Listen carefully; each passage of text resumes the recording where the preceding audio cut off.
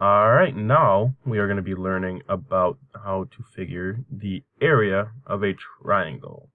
Alright, now there are a couple different ways that we can do this, we can figure this out, but I'm just going to show you my favorite way because I think it is the easiest. Alright, so just like in the rectangle and parallelogram formulas, we are going to be multiplying base by the height. Okay, but there's now an added twist of that we have to divide it by 1/2. Now we divide it by 1/2 because this is half a rectangle, and rectangle is technically the home for all shapes, okay, in this section. Okay, so we're doing half a square, half a rectangle, so we're going to do half of the answer.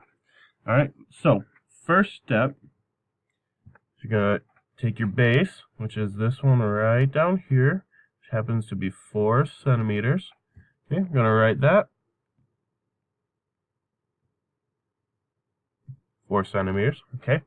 Then we're going to multiply it by the height, which is right here. Okay.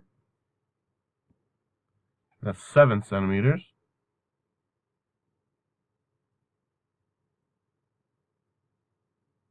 Okay. Now, we're going to calculate the answer of 7 and 4 now, okay? And that comes out to 28. So 7 times 4 is 28. So we're going to write this here. Okay? Now, what does 1/2 generally come out to be? If it's just talking 1/2 only, it's going to come out to 2, okay? So we're going to divide by 2, okay? And 28 divided by 2, so we're going to take 8 cut in half, which equals 4, okay? And we're going to take 2 cut in half, which equals 1. Alright, and there's your answer. And we cannot forget the units, which is going to be centimeters.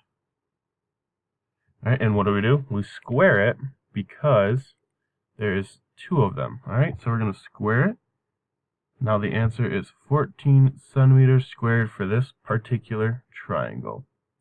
Thank you for watching.